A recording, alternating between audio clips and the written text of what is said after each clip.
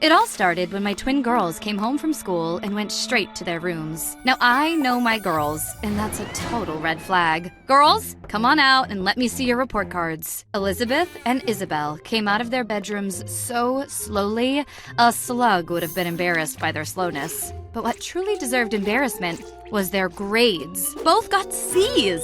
Straight C's. These grades are unacceptable. Go to your rooms and we'll talk about next steps later. The first order of business was canceling our plane tickets and hotel stay. It wasn't reasonable to take the girls on vacation when their grades were so low. Yes, I'd like to cancel our upcoming hotel stay. You canceled our vacation without even talking to me first? Honey, I love you, and I'm coming back. But with that said, my vacation starts now because I need a break. Calvin packed his suitcase, told the girls he'd be back soon, and left. In hindsight, I could understand him being upset, but he was overreacting. Girls, breakfast is ready. Mom, what's that smell? You two get to join me on my diet. It'll be good for your discipline. This oatmeal smells like cauliflower. That's because it is cauliflower. It's good for you. I'm not hungry. Sorry, Mom. Well, if you're not going to eat, you two better start studying. We will, Mom. They left the table. The girl's grandfather, a theoretical physicist, stopped by that evening. Would you like to stay for dinner? Well, don't mind if I do. You'll mind, Grandpa. It's all diet food. But you girls are only 10. It's never too early to learn some discipline. And a few lentils never hurt anybody. You don't approve? You're a great mother, Alice. But try to remember how hard being 10 can be. They're my daughters, after all. As I laid in bed that night, I thought about what he said. Being 10 wasn't hard. When I was 10, I didn't juggle marriage, motherhood, and a challenging career. If anything, being 10 was too easy. The moment I opened my eyes and saw that pale yellow ceiling above me, I knew something was wrong. The familiar yellow walls and the smell of too strong coffee and pancakes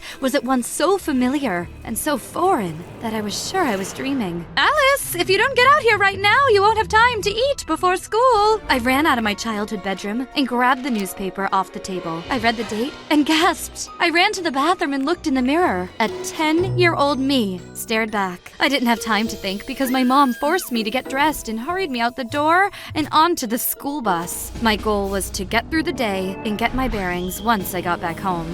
But lucky me, it was dissection day. I stared down at the frog and it stared back at me. I don't take kindly to disobedience, Alice. I grabbed the scalpel but couldn't get my hand to move. The teacher didn't ask what was going on. He just assumed I was being difficult on purpose. It wasn't fair. For the next week, the teacher made me sit with a frog in front of me at my desk, and with each passing day, I got angrier. Would you please just dissect the frog already? You can't make me! Alice! Mom was standing in the doorway with the principal. I was expelled. As my mom was driving us home, she said she was very disappointed in me. Mom, don't you care what happened? We taught you better than that, Alice. It doesn't matter what happened or why. You got yourself expelled, and now we have to try to find you another school. A week later, I found myself standing in front of Mr. Darby's School for Willful Youth, the only school my parents could find that would take me. I was ushered into Mr. Darby's office. Hello, Alice. You'll be with us for the rest of the school year. Behave and you can go back to your normal school. I'll behave, sir. The school had an unofficial mascot that all the kids loved, named Pixie. Pixie was the only good thing about the school, but one day, she was just gone. I asked around and no one knew where she was. Worse yet, nobody was looking for her. When I heard coyotes, I secretly went out to the woods to search for Pixie on my own. I found her, but I got caught on my way back in. You are 10 years old, Alice. This behavior is unacceptable. Straighten up or you'll be here next year. Wait, next year? If you're still willful by the end of the year, I'll hold you back. Calvin and I attended the same school briefly during the 6th grade before he switched schools. If we somehow didn't meet next year, wouldn't my family in the future disappear? I'll straighten up, sir. The next day, the normal lunch staff was replaced by 2 adorable little old ladies who couldn't cook to save their lives. When I walked in, the cafeteria smelled like someone had been boiling dirty clothes for hours. When I brought my lunch tray up, one of the lunch ladies smiled at me and gave me a double portion of the miscellaneous gray casserole. I took my food to one of the tables and tried to take a bite. Immediately, My body rebelled, and I accidentally gagged loudly. Like a bell, the sound of my gagging echoed throughout the cafeteria. Alice, you made that lunch lady cry. Strike 2. Strike 2? I didn't mean to. Don't talk back. I forced myself to apologize to the lunch ladies. I honestly didn't mean to be rude. The food was just that bad. My weed eater line somehow picked up a small rock and sent it flying toward the main windows of the school.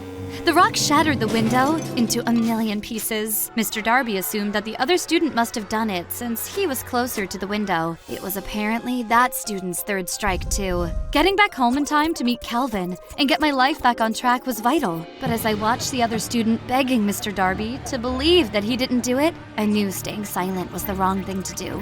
Mr. Darby, it was me. I broke the window. You realize what this means, don't you? Yes, sir. You get to go home. Suddenly, Mr. Darby looked much older and way more familiar.